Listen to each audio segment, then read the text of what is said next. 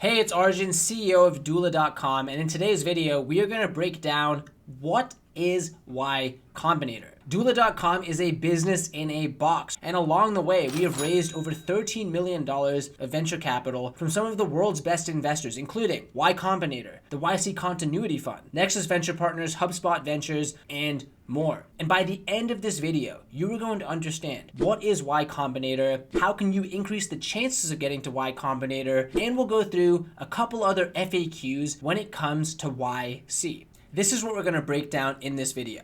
First, we're going to break down the origins of Y Combinator, how it got started, and the impact it's had on the industry. Next, we're going to go through tactically what YC does to actually help nurture and grow startups. After that, we'll run through some of the most notable Y Combinator alumni. They're probably companies that you've heard of. And last but not least, I'll go through some of the top tips to how to actually apply and get into Y Combinator. These key insights will hopefully increase your chances of getting accepted. Without further ado, let's dive in, or as we like to say at Doola, let's doola it. Y Combinator was founded in 2005 by Paul Graham, Jessica Livingston, Robert Morris, and Trevor Blackwell. YC introduced a new model of funding that truly revolutionized the venture capital industry. The YC philosophy is simple yet powerful. Invest in people over businesses because dynamic founders can adapt and pivot to find market fit. Another classic piece of YC advice is build something users want. At the end of the day, that is a mantra that they hammer home from the get-go. In addition to looking for dynamic founders, YC is also evaluating, is what you're building something people want? Or is it a solution in search of a problem?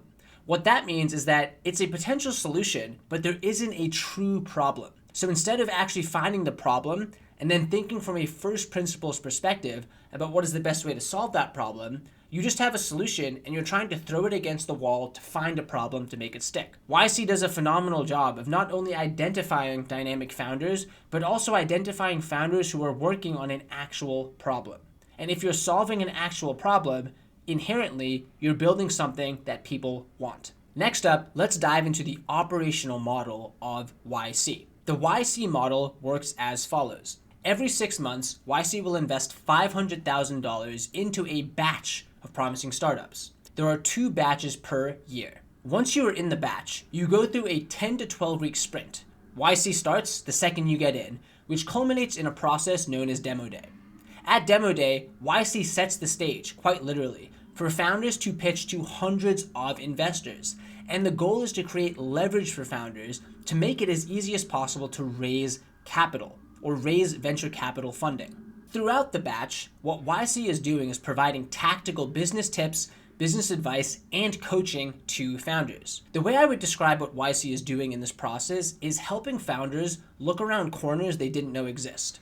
Many people applying to YC might be first-time founders, meaning they've never actually built a business before. Y Combinator has worked with thousands of successful businesses. And sometimes you don't know what you don't know. They are unknown unknowns. So working with YC gives you this hive mind of expertise where you can learn from founders and seasoned coaches who've actually seen what businesses have done that works and doesn't work. One of the best pieces of YC advice I got was listen to advice that sounds non-trivial or listen to advice that doesn't sound completely accurate. And the meaning behind that is that if it sounds a bit unique or different, you should probably listen to it more because it's non-intuitive, but it's coming from teachers and coaches who have helped thousands of companies. So you should probably perk up your ears and listen. One classic piece of advice that I'll give as an example. First-time founders often hire fast and fire slow, when in reality, you should hire slow and fire fast.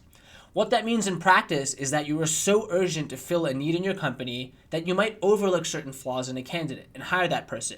And then when you onboard them and realize they're not a good fit, you're a bit scared to let them go. So you let that person who's not having the best impact in your company stay on longer, which not only reduces your runway in terms of your spend, but also has a drag on the rest of the company. In reality, what you should do is hire slow. Take the time to meet someone, learn about them, vet them during the process, have them learn about your business, and if they aren't a fit, move on quickly. YC has some really classic advice around this. What Michael Siebel said was, when you hire someone new to your startup, put a hold for 90 days on the calendar.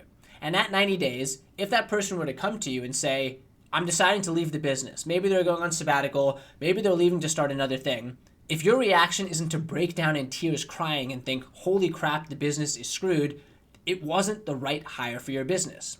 When I first heard that advice, I thought, whoa, that sounds very non-intuitive. Are you sure that's right? But in reality, that's the type of advice which you can get from YC. It's advice you probably wouldn't have thought of, but YC has seen this time and time again with startups, and this is the type of advice and guidance that YC can give. What YC will also do during the batch is each week you have office hours with a group of other startups. These office hours are incredible for a few reasons. First of all, you come to the office hours each week and you have to present a report on your primary metric. Your primary metric is the most important metric for your business. Typically that's revenue, but if you're not driving revenue yet, it might be users, which is a proxy for future revenue. In these weekly office hours, you have to share what your primary metric is, and then you have to share your top challenge or problem and what you're going to do to increase that metric next week. You can get advice from your coach, you can get advice from other founders, and then what do? Over the next week, you have to execute upon that. My favorite part about this is that it provides extreme accountability. If you are taking what you think are the best bets to do it, and week over week you're not seeing progress, well, you can't blame the execution, so maybe the idea needs to change. And that's when companies might pivot during YC and actually pick a new idea. But I love that forcing function because it forces you to tackle those hard questions head on, and YC is providing that extreme accountability and support through the weekly office hours.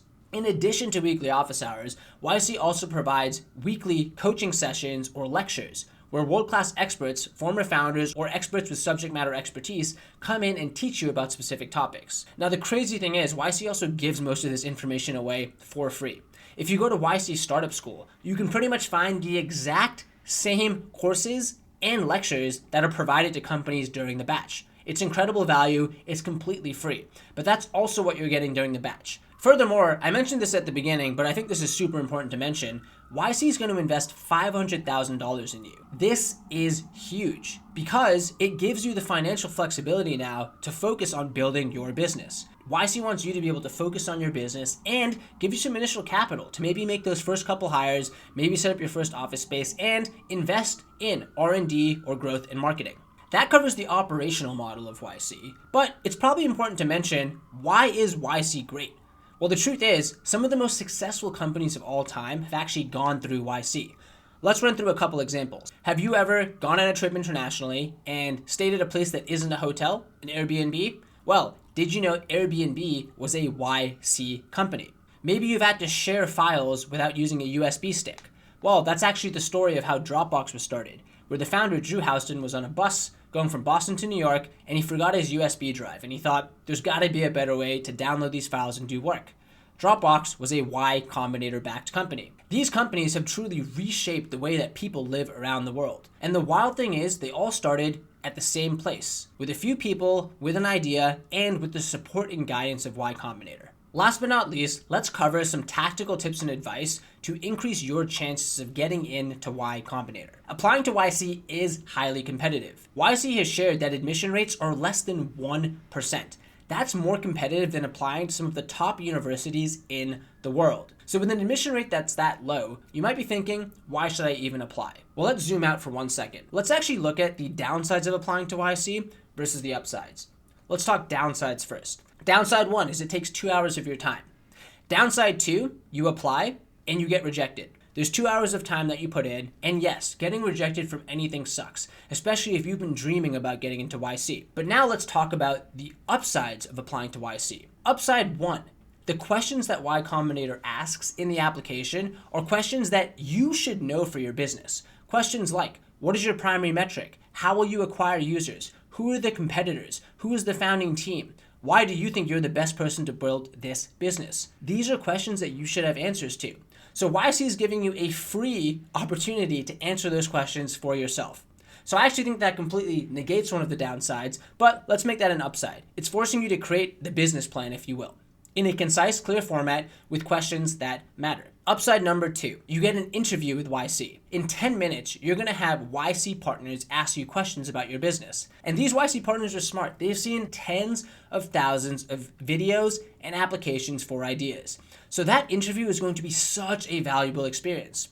you're going to be able to learn from these partners and see what they think are the biggest concerns with your business. Upside number 3 is, let's say you get into Y Combinator. You then get a $500,000 investment. Furthermore, you're then going to have access to the YC community, to Bookface, which is YC's internal Facebook, to the full 10 to 12 week process leading up to demo day, access to demo day where YC quite literally sets the stage for world-class investors to invest in your company, and lifetime access to the YC network along with office hours well beyond you're done with YC. Actually, something I recommend to anyone who comes to me and has an idea is go through the YC application process, even if you don't want to apply. But as you can tell from here, there's only asymmetric upside from applying. Doing that business plan is going to help you formulate your thoughts and think through, is this actually a viable business? What are the flaws? What are the risks? Let's enumerate those and describe those now. A couple other pieces of tactical advice for the application.